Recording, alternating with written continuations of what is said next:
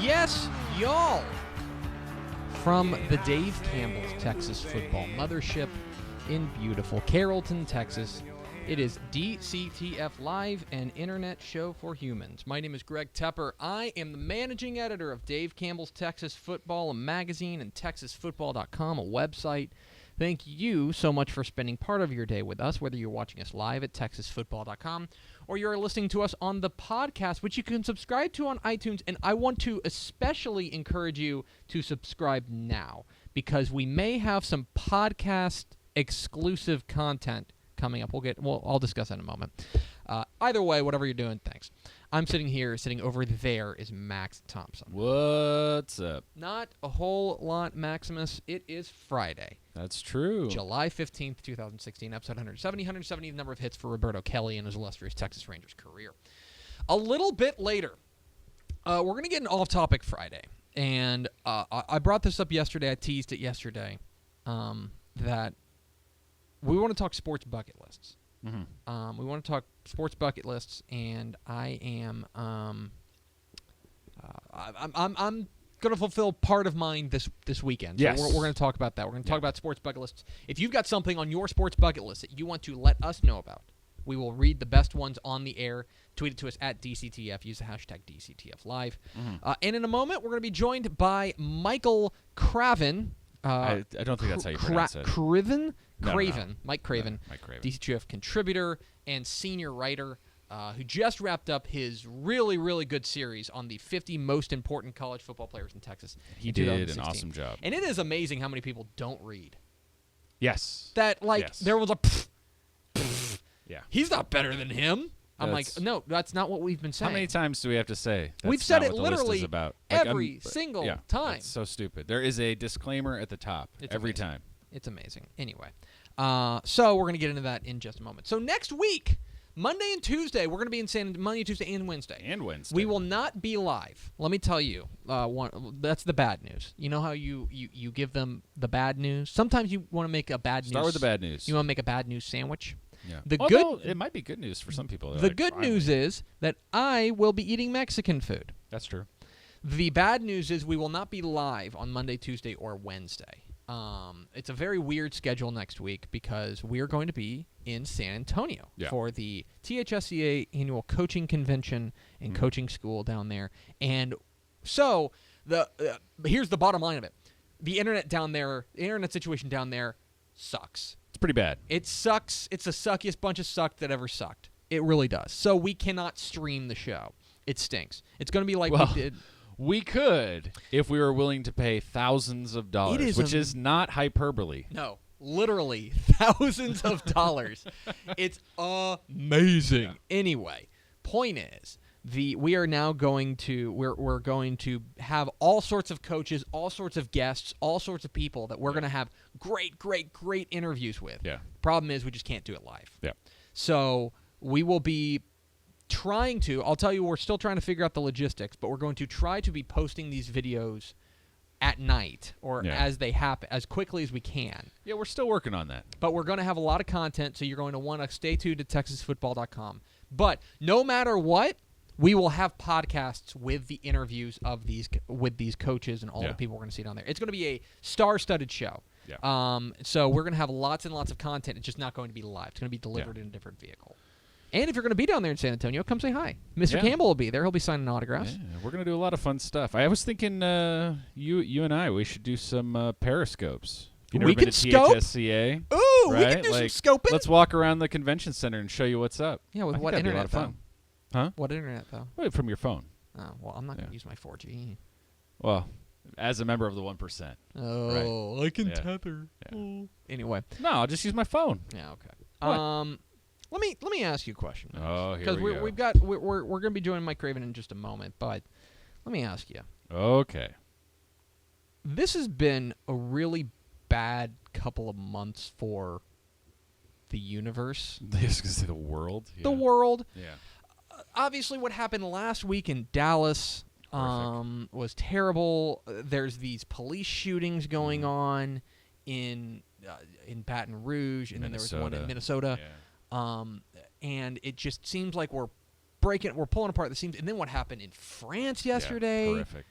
Oh my God, terrible. I want to ask you, Max. Is the world getting worse? No. No? We're just hearing about it more? Yes. I am a firm believer that the world is not getting worse. If you look at all the statistics, it's just always getting less violent every year. It's just always been this bad. But the news media needs something to cover 24 hours a day. And as a member of the news media, I understand I'm not holding my brethren culpable for this. But I would, you know what? Your life will be infinitely better if you stop watching cable network news of any kind. It will be infinitely better. See, I don't watch cable news. Right. But I try not to, at least. Right. But I feel like if you don't sit on Twitter all day and you don't watch cable network news, you're not going to feel quite so crazy about the world. So read the news. Keep up with it. So it's just that we're hearing more about bad things. Yeah. Okay. I mean, look, bad things are happening. I'm not discrediting it. It's pretty terrible, and it sucks. And if you have any conscience whatsoever, it really hurts to watch these things happen. I also don't think that everyone should be paranoid and start panicking about how terrible the world is. I think there's a lot of good in the world. Well, and if I might get on my soapbox, here we go. This is going to sound a little weird. This is a Maxatorial.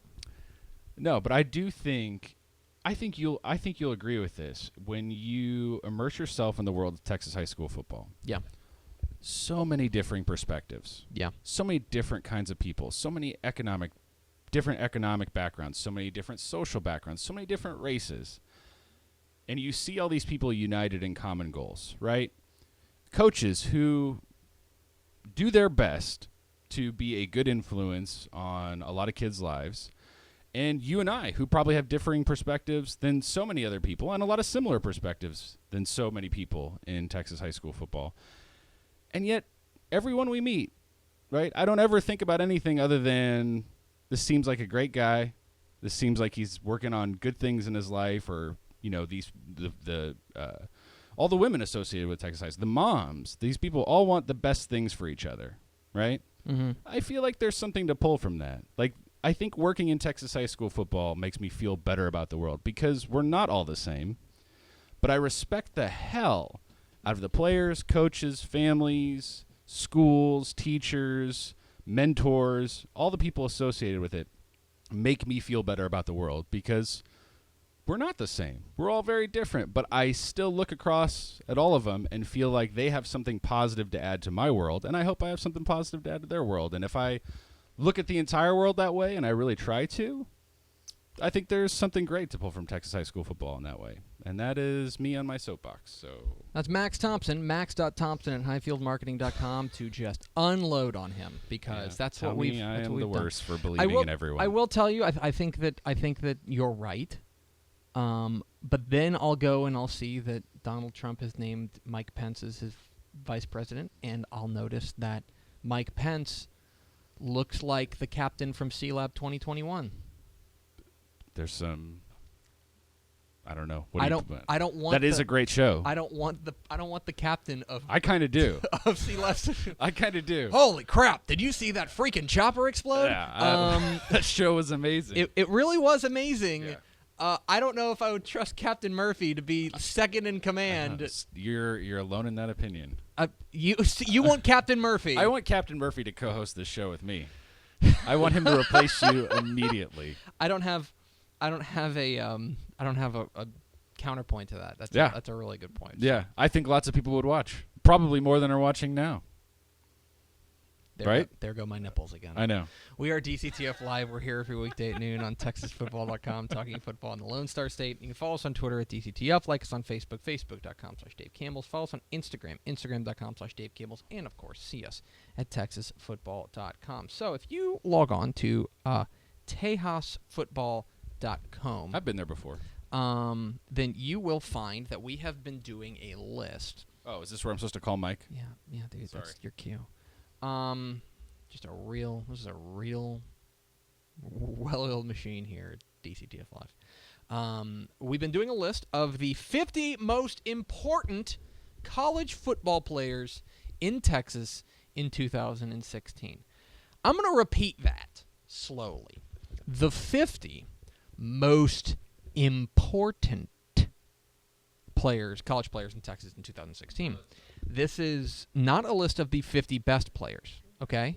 And it is who is most important to their team, who is most important to shaping what Texas football is going to look like in 2016. Here's the perfect example that I've used over and over again, is that number 32 on this list is Texas A&M wide receiver Christian Kirk, okay? Mm-hmm. Christian Kirk is, if you're asking me, he is no worse than the fifth best player in the state. Sure. No, absolutely no worse. Right. Okay.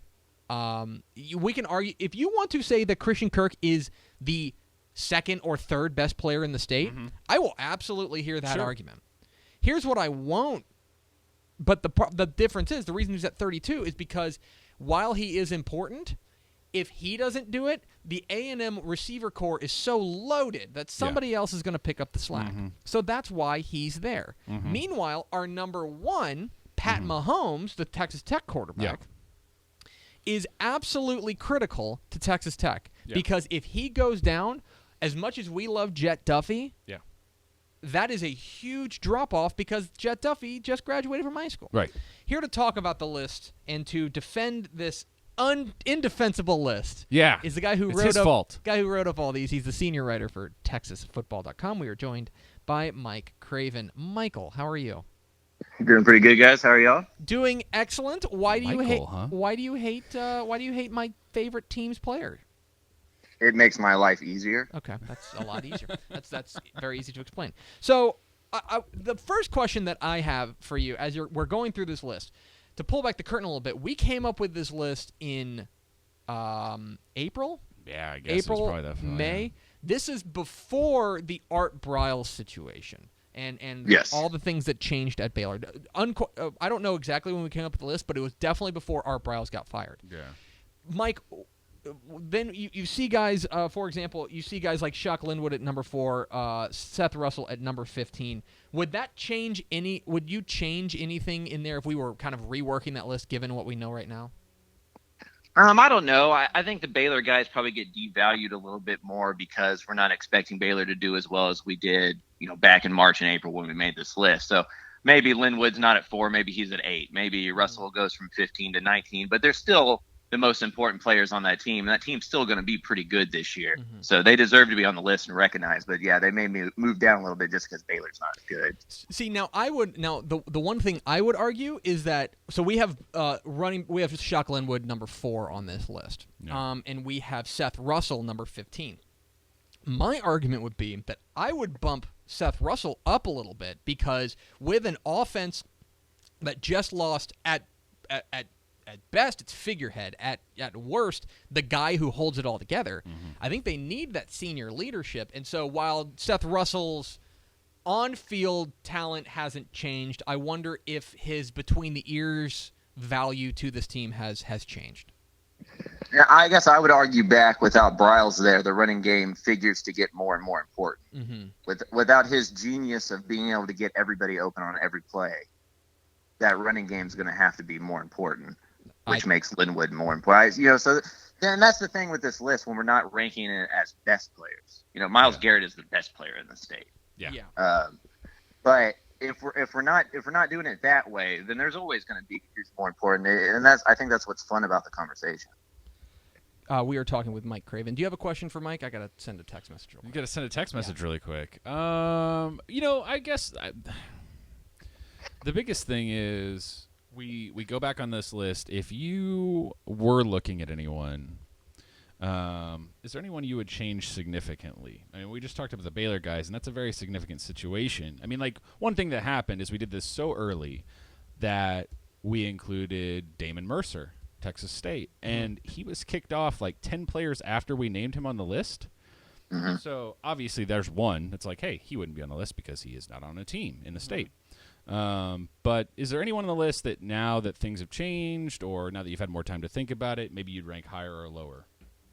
I think Mercer's a perfect example of the tough part of this list, because there were some parts to it where you needed to highlight a positional importance. And so at that point, Texas State needs wide receivers to step up. They don't have any on campus that have caught more than a pass when we made this list. Right. Now they don't have any that have caught any at all. Yeah. So if somebody needs to step up for the Texas State wide receivers, who's the most talented player on campus. Right. So I guess there's a couple guys like that, like Chance Waz from Baylor. Yeah. Is he the most important player in that secondary? Is he just the best player in that secondary? Is a cornerback more important? So there's some players in there, a linebacker at TCU or a linebacker at A&M or a defensive lineman at A&M. Which one's the most important? Mm-hmm. So there could be guys switched in and out of there, but I think there'd still be the same position from the same program, the way I try to mesh it up. Right. And the other thing that you and I were talking about yesterday through some texts was, and it kind of goes back to the Seth Russell thing, but it was also with Tyler Jones. We did this list early enough that we put Seth Russell really high, but we weren't actually sure if Jarrett Stidham might beat him out. Mm-hmm. Well, now we've been proved that this was the right call. We lucked into it. The flip side is we talked about Tyler Jones yesterday, right? Here's a guy who seems like obviously, is going to be the quarterback at Texas State. He's put up some really good numbers despite some inconsistency, but I think you could argue some of that isn't his fault. And yet, Mike and I were talking about this yesterday. There's still a decent chance that he doesn't even end up the quarterback with Eddie Prince transferring in. Sure. Yeah, for sure. And that's that's the hard part about writing about football in May and June. Yeah. It's we make it easy to be idiots. We already are, and Right. then we make it easier for everybody to point it out. So yeah, there's going to be. I think a tough one for me was the Longhorn running back situation. Right. Do you put Chris Warren on there? Do you put Deontay Foreman on there? They're Right. kind of one and the same. It's kind of a running back duo back there that's as valuable to each other as they are by themselves, but you got to pick one. Right. So quarterback battles, even like UTSA. Yeah. We put Jared Johnson on the list. There's nothing to say that Dalton Stern doesn't win that position and keep that position going into the year. So there's a lot of stuff that's up in the air on that, and I guess we'll just see how it plays out. One thing that I think is really interesting on this list, we're talking with Mike Craven, DCTF senior writer here on DCTF Live. Get involved in the conversation at #DCTF Live. I'm very excited about this list for another reason, that we got to include guys, non-FBS players. Yeah, this was a lot of fun here. And so if you look up and down this list, we got Prairie View A&M quarterback Trey Green, Lamar running back Cade Harrington. Let's see, I'm kind of running through. Stephen F. Austin defensive end, John Franklin. Yeah. Was there anybody that maybe in the course of your research, Mike, that you looked at this list and you go, wow, holy cow, this guy is something else, somebody who surprised you on this list? Probably Cade Harrington, running back from Lamar. Like, you look at the stats in it, you have to email the SID and see if it's wrong.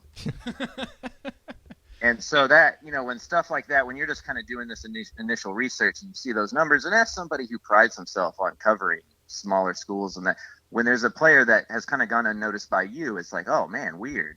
This is going to be fun to write about. So I enjoyed writing about a lot of players that we probably won't have time to spend 400 words on here in a few weeks when everything gets going.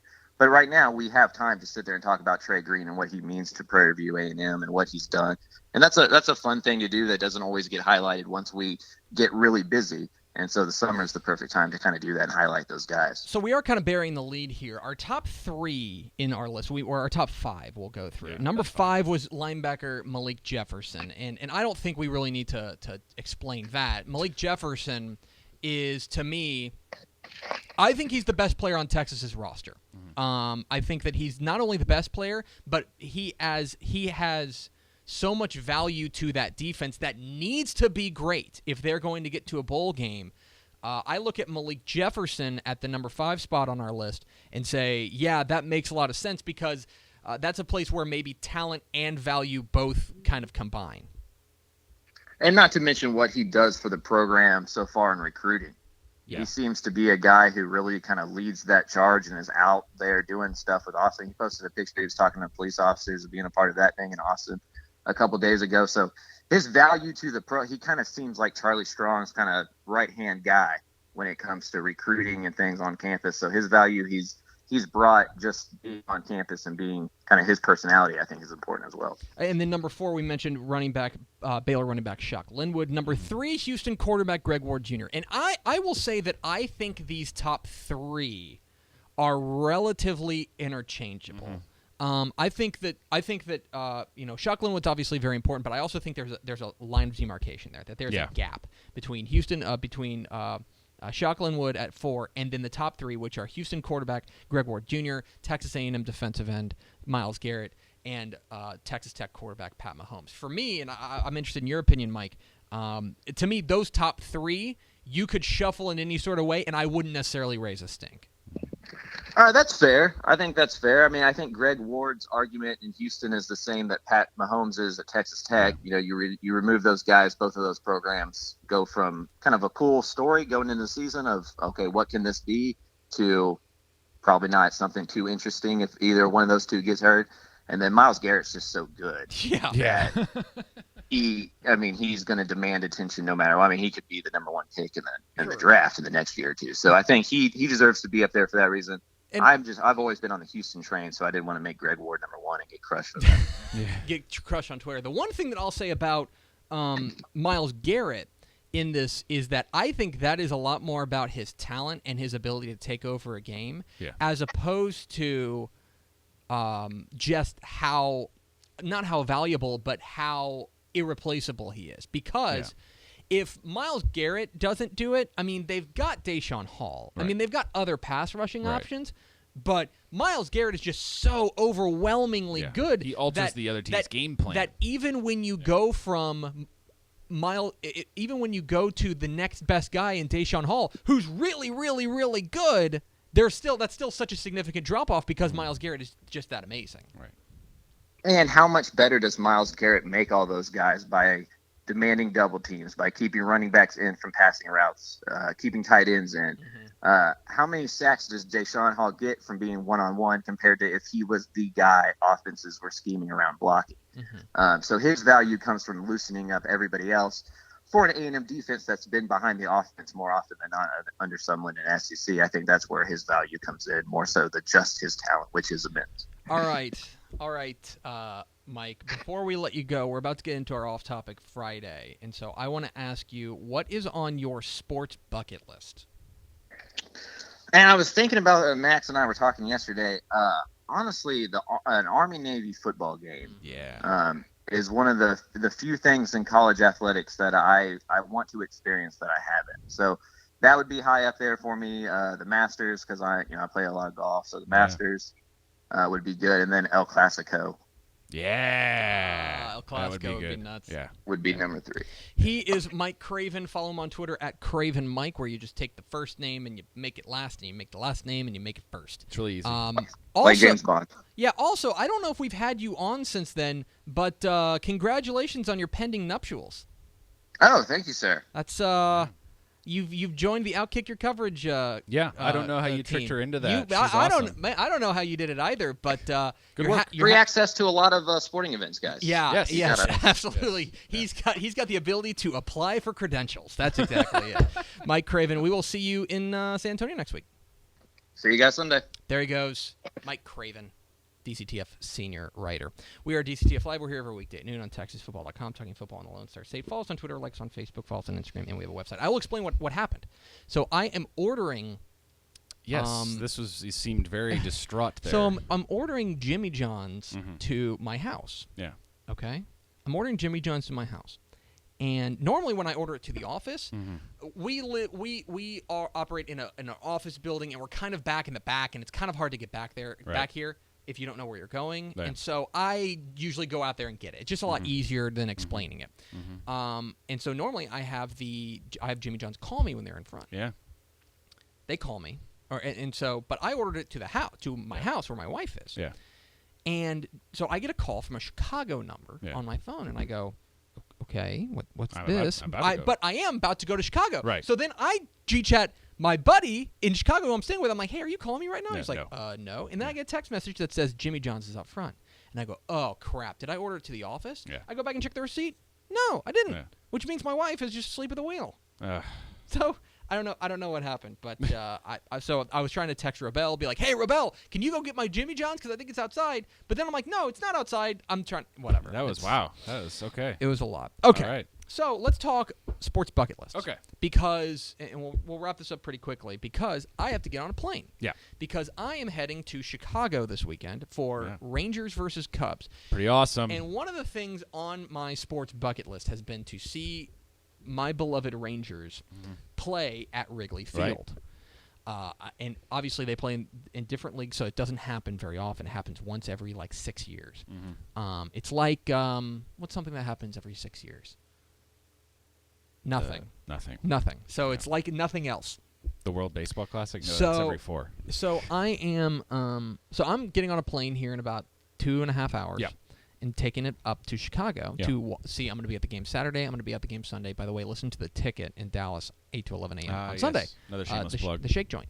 So this is crossing something big off my sports bucket list, which got me thinking about sports bucket lists. Yeah. So Max, I think you crossed a big one off your list. Yeah. This past February, March. When you went? April. Yeah. It was close. Yeah. When you went and you saw your beloved Reds play at Liverpool. Yeah. And so what I imagine that was very, very high on your sports bucket list. That was numero uno. That's one. Yeah. You see him play at Anfield. So past ones I've been able to cross off. Definitely Red Sox at Fenway. Seeing Liverpool in general, I watched them on their American tour many times and then went over to Liverpool. I would agree with Craven. El Clasico. At both the new camp and El Bernabeu. That would be pretty awesome. World Cup final. A lot of people have submitted that. I'm going to put some of their tweets up here in a second, read them off to you, see what you think. College World Series. Okay. I have always wanted to just do a 2-week binge at the College World Series. Huge fan. That would be a lot of fun. Hopefully on one that's not 98 and humid the whole time, which apparently is all of them. Let's see.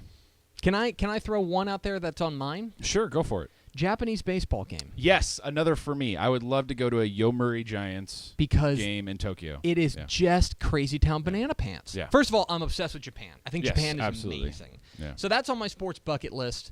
I've been to the Olympics, and honestly, more like the Olympics or the Olympics. Yeah. I'm trying to add meh to Olympics. I'd love to go to Game 7 of a World Series. But that's really tricky logistically whenever it happens. I've been to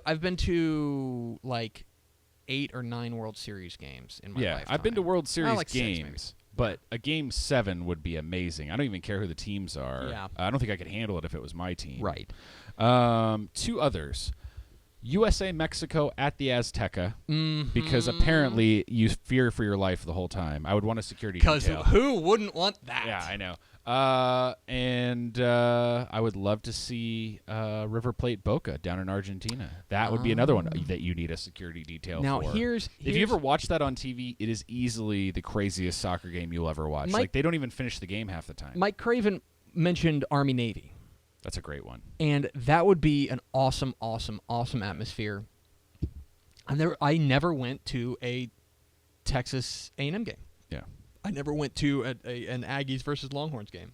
And obviously, we're in favor of it. But I don't know. That's something that, as far as football games are concerned, that's on my bucket list. I've done that. Is to see them do that. I don't really have any interest in the Super Bowl. Yeah. But the World Cup would be very cool. What are some of our listeners saying? Okay, we so solicited here's some of the. We have some great ones here. We have. Let's see, Carlo Garza, World Series, the CrossFit Games, College World Series. CrossFit Games is interesting. Texas versus Texas A&M football at Kyle Field specifically. You know what? Yeah. All due respect to our Longhorn friends. Yeah. That's where I want to see Texas and A&M. Yeah. I want to see it at Kyle. Okay, because that place will just be berserker. Yeah. We have our UK fan wants to fly over from the UK to see Longhorns play A&M or TCU. Okay, I can see that. Yeah. Yeah, let's see what else we got here. There's some good ones. Jeremy Ballou says World Cup final, Premier League match in England. Uh-huh. Yeah. You've done the Premier League thing. Oh, I have not. I'm telling you, it's great. Here's one from Curtis D. Stinson. To attend a Dallas Cowboys Super Bowl game that they win. Yeah. See, now that's interesting. Yeah. I'm going up there to the Rangers Cubs, and I'm going to see Yu Darvish on Saturday, and I'm going to see Cole Hamels on Sunday. Right. I think I'm probably going to see one win. Right.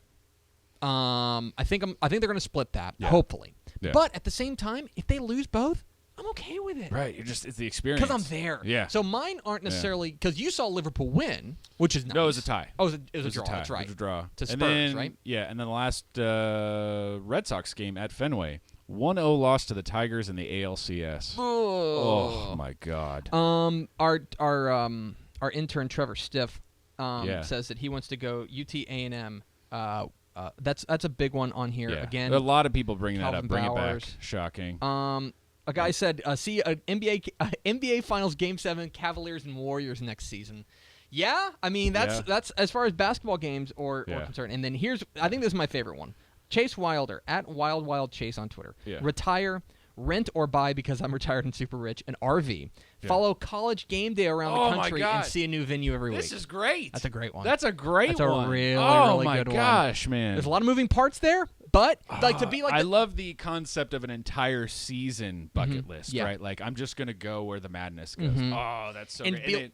Be the guy if you've ever read the article about how they get the Washington State flag on, it's really, really interesting. Yeah. But if you were to I'm going to go and I'm going to bring the same sign to every college game day and stuff, that would be super duper duper. This cool. other one we got from Andrew, the LSU versus Alabama in Death Valley. If you talk to other sports writers who have been to that, it's unbelievable to go to Death Valley on a bit like Florida or Alabama and see that game. It'll blow your mind. So that's definitely I would agree with that one. That's going to do it for us. Thank you for spending part of your day with us. Remember, no live show on Monday, Tuesday, or Wednesday, but we will have content on TexasFootball.com, #content, and subscribe to the podcast on iTunes because we will definitely have all that stuff there. So follow us on Twitter at DCTF, like us on Facebook, Facebook.com/Dave Campbell. Follow us on Instagram, Instagram.com/Dave Campbell. I almost dropped the thing. Well, you're in a hurry. And see our fine work at TexasFootball.com. We'll see you next week sometime. Vince Young, please come get your Player of the Year trophy. We will see you Thursday no matter what on DCTF Live.